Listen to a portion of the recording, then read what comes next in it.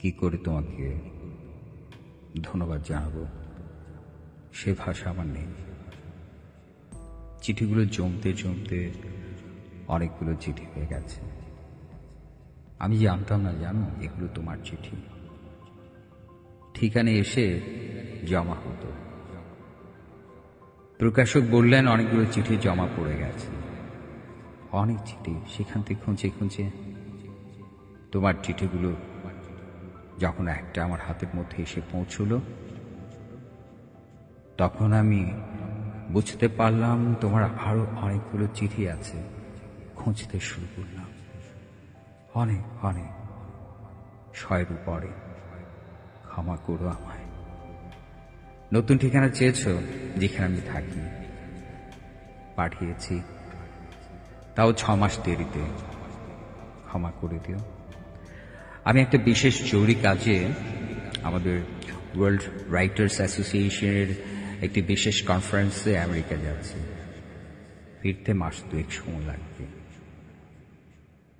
পদ্ম, কেমন আছো?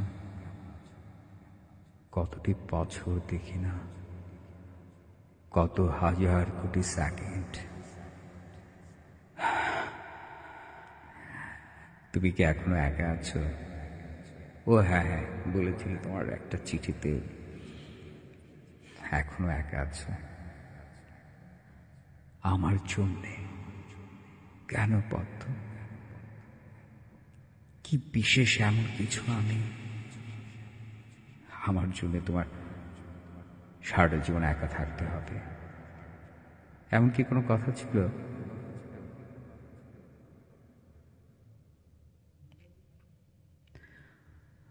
মেয়েরা পারে, অনেক কিছু পারে। সৃষ্টি করতে পারে, আবার মুহূর্তে ধ্বংস করে দিতে পারে। কি বলবো তোমাকে, সৃষ্টি করেছ আমাকে নাকি ধ্বংস? ভালো থেকে এসে দেখা করছি, আর তার আগে আসলেই হ্যাঁ, কোরিয়ারে তোমাকে একটা ডুপ্লিকেট কিন্তু চাবি, হ্যাঁ চাবি পাঠিয়েছি। পেয়েছে কিনা ঠিক জানি না।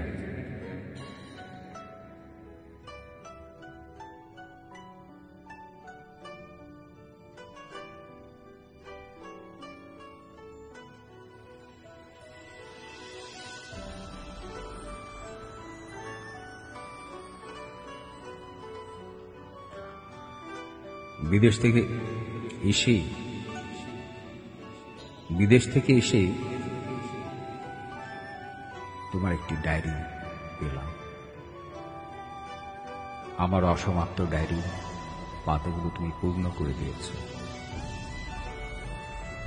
আমার প্রতিটি রুমে, প্রতিটি জায়গায় তোমার স্পর্শে ভরে দিয়েছ।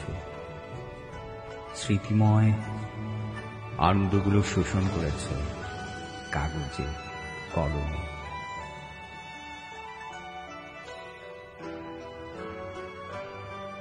লিখেছ চাবিটা এমন ভাবে খুলেছ, মুহূর্তেই খুলে গেছে। লিখেছ চাবিটা এমন ভাবে তোমার আপন হয়ে গিয়েছিল,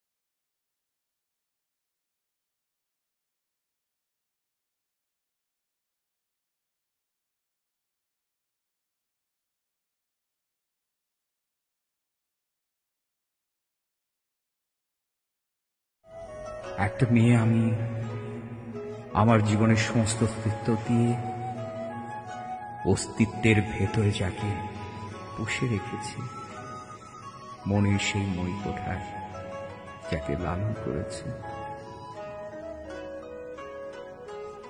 হ্যাঁ, এখন বলতে লজ্জা নেই, স্বামী হিসেবে লালন করেছি তোমাকে আমি। তো তুমি বুঝতে পারোনি কিসের রাইটার তুমি, কিসের লেখক, কি লেখক ছাতা পাতা এগুলো। একটা মেয়ের অনুভূতি বুঝতে পারো না, আর তুমি কিনা নাম করা একজন লেখক। ধৈর্য।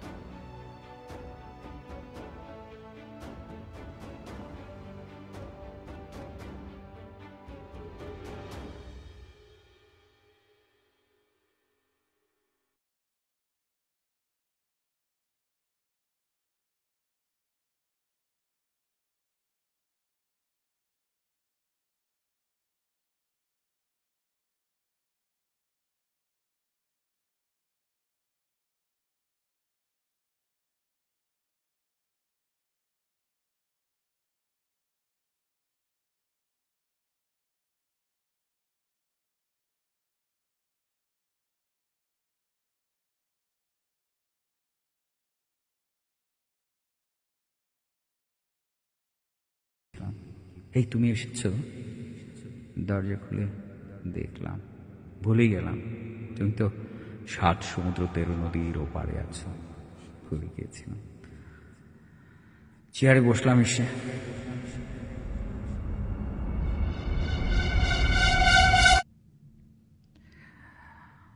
কিছু কাগজপত্র গুছিয়ে রাখছিলাম। কি করব একলা একলা। নিচে দারুণ আছে, তুমি বলে গিয়েছো দারুণ কোনো ডিস্টার্ব করেন।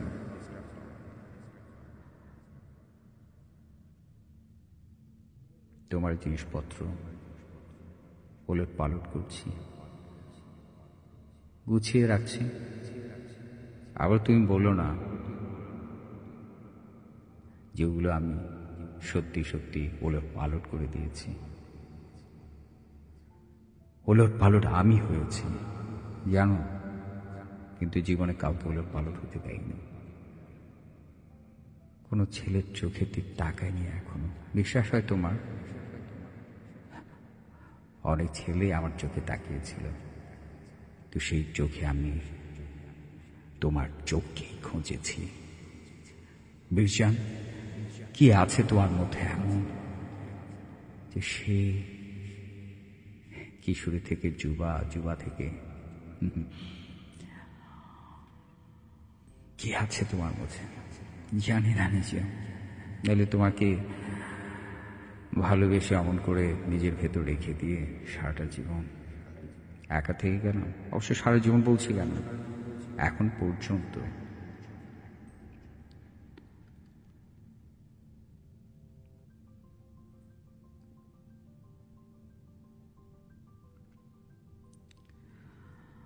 নিজে নিজে কিছু একটা করছি একা একা। খুব কেমন যেন লাগছিল, কি করবো বুঝে উঠতে পারছিলাম না। তোমার ক্যামেরার জিনিসপত্র, ট্রাইপড একবার এখানে রাখছি, একবার ওখানে। ও জানো, এর মাথায় আমি বলিনি, আমি কিন্তু সমাজ বিজ্ঞানে ফার্স্ট ক্লাস ফার্স্ট। সমাজ বিজ্ঞান, এই সমাজটা নিয়ে আমাদের বাঁচতে, তাই না? জানো, মা বাবা আমাকে না কখনো জোর করেনি, অবাক বিষয় না। মা বাবা কখনো বলেনি তুই বিয়ে কর। এমন মা বাবা কোথায় খুঁজে পাব? মা বাবা নেই।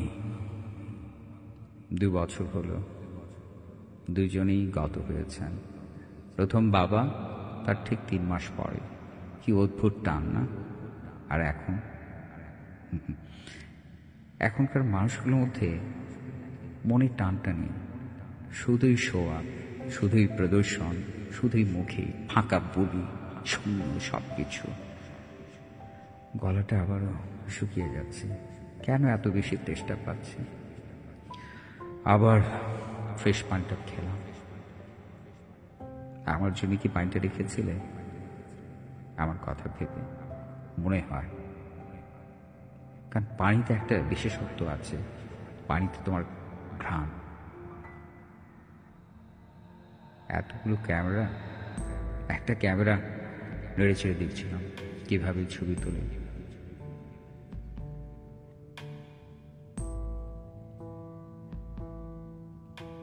ক্যামেরা ছবি তোলা যায়, বেঁচে থাকা যায়, বিগত দিনের অনেক কিছু রেকর্ড করে রাখতে, স্মৃতির চিহ্ন হিসেবে দেখা যায়, রিওয়াইন্ড করা যায়, ফরওয়ার্ড করা যায়। একটা ক্যামেরার কত গুণ না? ইচ্ছে করে জীবনটাকে কি রিওয়াইন্ড করা যায়? ফরওয়ার্ড না, জীবনে যায় না, কিন্তু ক্যামেরায় রেকর্ড করা দৃশ্যগুলো যায়। বিজ্ঞানের সুফল।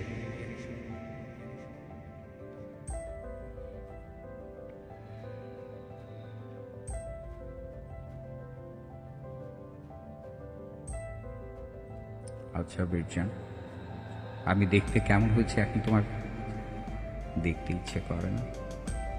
তুমি কেমন হয়েছে সেটা কিন্তু আমি দেখি, চোখ থাকলে দেখা যায়।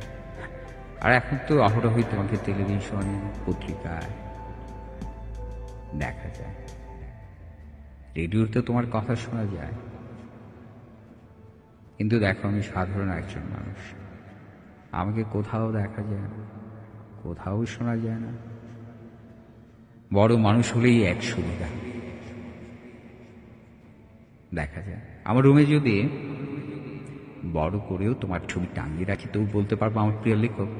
সেটা যদি আমি বিয়ে করতাম তাহলে তো জামাই বুঝতেই পারতো না। কি আবল তাবল ভাবছি। আর তুমি আর যাওয়ার সময় পেলে না। তোমার কনফারেন্সটা ঠিক আমার সাথে মিলিয়ে মিলিয়ে পড়লো। আমি আসলাম আর তুই গেলে। তবে আমি যেদিন যাব, সত্যি সত্যি সেদিন তুমি আর আমাকে পাবে না।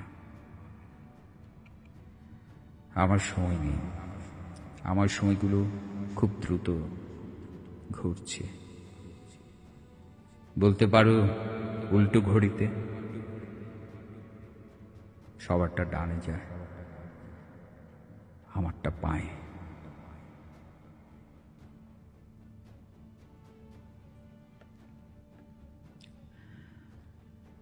অনেক বাঁচার ইচ্ছে ছিল, তোমাকে নিয়ে অনেক বাঁচার স্বপ্ন ছিল।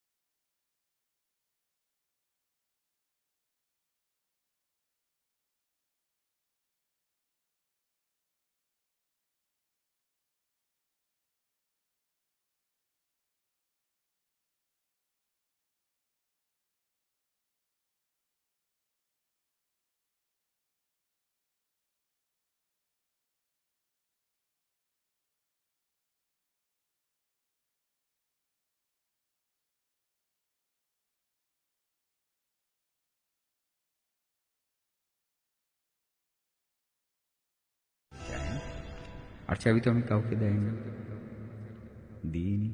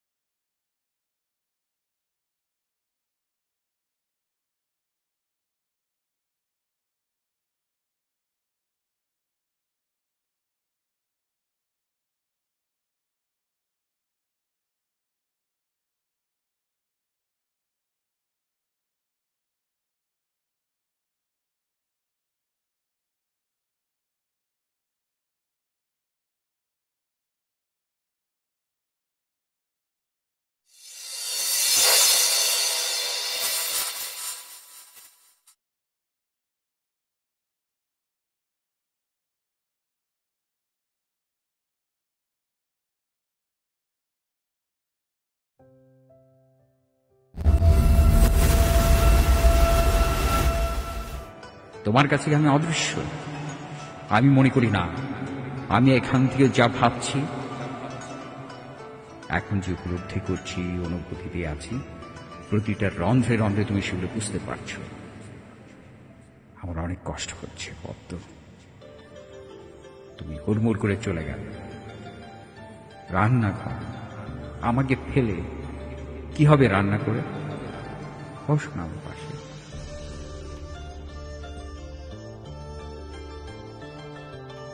পদ্ম, এই পদ্ম, পদ্ম, কাটাকুটি করছো রান্নাঘর, আর রাখো না সেই হাড়ি পাতিল। রান্না করতে করতে তো মেয়েদের সব বয়স চলে যায়। থাক না, আর একটু তাকাও না আমার দিকে। পদ্ম, না, আমি শুধু তাকিয়ে থাকবো, একটি কথা বলবো না। একটু আমি তোমার সাথে কোনো কথাই বলবো না। ভেতরটা আমার আগুন জ্বলছে, তুমি হাড়ি চাপাচ্ছ। কার জন্য? আমার জন্য। আমি তো খাবো না।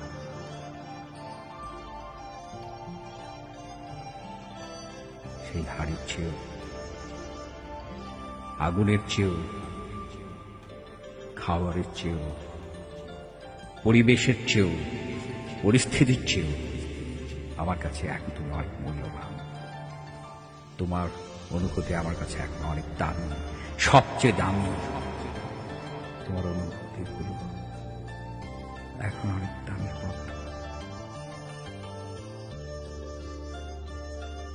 পদ্ম, আমি এসেছি, সত্যি সত্যি এসেছি। 2 মাস পর এসেছি, তুমি 2টা মাস আমার জন্য অপেক্ষা করতে পারলে না কেন পদ্ম?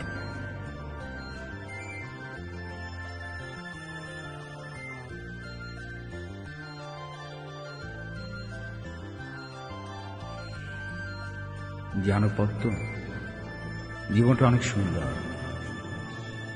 কিন্তু মাঝে মাঝে জীবনটা অনেক অন্যরকম মনে হয়।